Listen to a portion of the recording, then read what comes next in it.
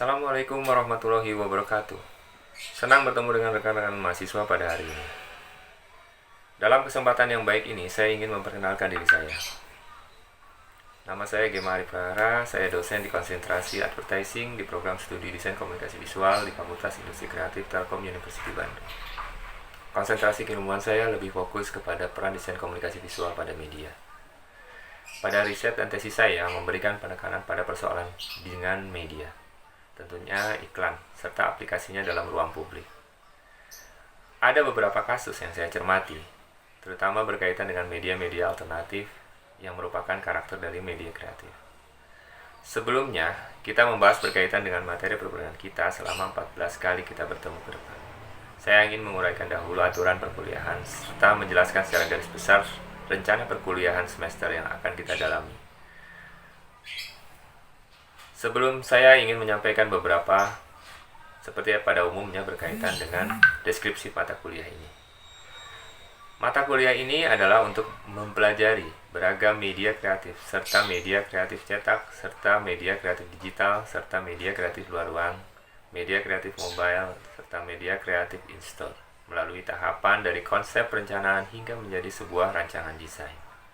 Artinya, perkuliahan yang kita laksanakan bersifat 50% bersifat praktek, dengan diselingi 30% teori dan 15% kuis dan ujian. Kegiatan perkuliahan yang kita lakukan secara jarak jauh melalui daring, akan tetapi dilakukan pemantauan terhadap hasil tugas maupun kuisnya. Capaian dalam perkuliahan kita berdasarkan program learning outcome adalah pertama, menguasai seluruh proses desain sesuai dengan arahan desain yang diberikan dan mampu beradaptasi terhadap situasi yang dihadapi. Yang kedua, menguasai kemampuan pengambilan keputusan yang tepat berdasarkan analisa informasi dan data untuk menghasilkan alternatif solusi baik mandiri maupun kelompok. Yang ketiga, menguasai kemampuan untuk memanfaatkan kemajuan ilmu pengetahuan, teknologi, dan seni untuk menyelesaikan masalah yang dihadapi. Yang keempat, mampu mengorganisir informasi, merancang desain, konten kreatif desain, mengembangkan konsep, menerapkan strategi, dan mengelola proses desain komunikasi visual. Yang kelima, mampu menerapkan prinsip dasar komunikasi dan desain untuk menciptakan dan mempresentasikan karya desain komunikasi visual. Sebagai capaian pembelajaran mata kuliah adalah yang pertama, mahasiswa mampu memahami keilmuan desain komunikasi visual kreatif, perkembangan desainnya, tujuan dan perubahan media kreatif di industri periklanan. Yang kedua, mahasiswa mampu memahami beragam media kreatif, mengerti tujuan dan cara berkomunikasinya, serta paham proses pembuatan desain.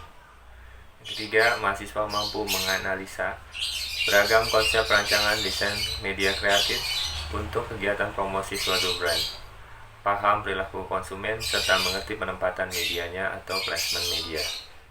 Yang keempat, mahasiswa mampu memecahkan masalah dengan merancang sebuah desain komunikasi berupa media kreasi untuk kegiatan promosi suatu brand dengan beragam pendekatan komunikasi melalui penggunaan media tools digital. Jadi, selama proses perkuliahan berlangsung, akan lebih banyak mengeksplorasi dan dari penemuan ide, konsep, serta aplikasi pada media. Sebagai referensi, pustaka yang ada beberapa buku diantaranya adalah Advertising Strategy Creative Tactic from Outside and Inside dari riset Singapura karya Tom Astle dan Jenny Grow tahun 2006. Kemudian ada Creative Advertising karya Sigit Santosa tahun 2009. Kemudian ada Periklanan dalam Perspektif Global karya Carla Johnson dan Monley. Kemudian ada tinjauan tentang desain grafis dari Arif Adityawan. Kemudian ada Connect Surfing New Wave Marketing karya Hermawan Kartajasa dan Wezi Darwin. Kemudian ada Halayak Media dari Ruli Nasrullah. Dan kemudian terakhir adalah Promotion Furnish Your Mind dari Siranto.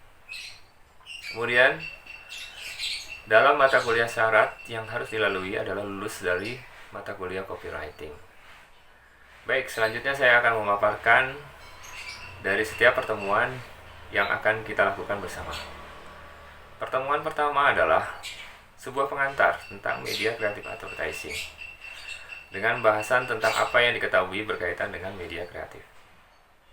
Peran media kreatif dalam periklanan, maksud dan tujuan dari media kreatif, dan perubahan media kreatif. Pertemuan kedua, tentang ragam media kreatif, dengan fokus bahasan ragam media kreatif cetak, ragam media kreatif digital, ragam media kreatif luar ruang, dan ragam media kreatif mobile, serta ragam kreatif in-store. Pertemuan ketiga, tentang strategi media kreatif, dengan bahasan strategi perancangan kreatif, strategi komunikasi kreatif, strategi visual, strategi penempatan media atau placement media. Pertemuan keempat, tentang konsep perancangan media kreatif, dengan konsep bahasan konsep perancangan media kreatif, tujuan beriklan, perilaku konsumen, dan brand awareness. Pertemuan kelima, bahasannya apa yang media kreatif cetak, contoh media kreatif cetak, kemudian proses perancangan media kreatif cetak, dan konsep perancangan media kreatif cetak. Pertemuan keenam, tugas membuat media kreatif cetak, dengan topik bahasan mengenal benefit produk, tujuan pembuatan media kreatif cetak menyasar target audiens, dan mengamati perilaku konsumen, perencanaan penempatan media, penentuan konsep visual, dan proses ATM-nya. Selanjutnya pertemuan ketujuh, media kreatif digital, dengan topik bahasan media kreatif digital, contoh media kreatif digital, proses pembuatan perancangan media kreatif digital, dan konsep perancangan. Pertemuan ke-8 adalah ujian tengah semester. Pertemuan ke-9, media kreatif luar ruang, dengan topik bahasan media kreatif luar ruang, contoh media kreatif luar ruang, proses perancangan media kreatif luar ruang, konsep perencanaan media kreatif luar ruang.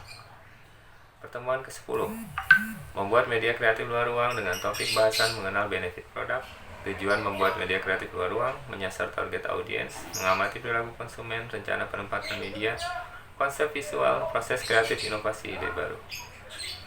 Pertemuan ke-11, media kreatif mobile, dengan topik bahasan pengertian media kreatif mobile, contoh media kreatif mobile, proses perancangan media kreatif mobile, dan konsep rancangannya.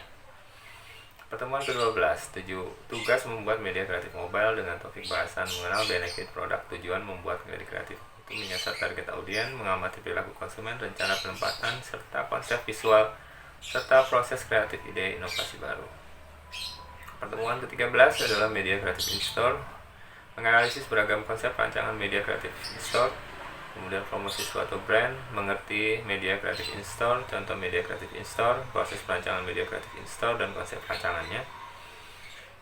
Pertemuan ke-14, tugas membuat media kreatif in-store dan topik bahasan mengenal benefit produk, tujuan pembuatan media kreatif menyasar target audiens, dan mengamati perilaku konsumen, rencana penempatan, serta konsep visual, serta proses kreatif, serta inovasi baru. Terakhir adalah ujian akhir semester. Terima kasih atas perhatiannya.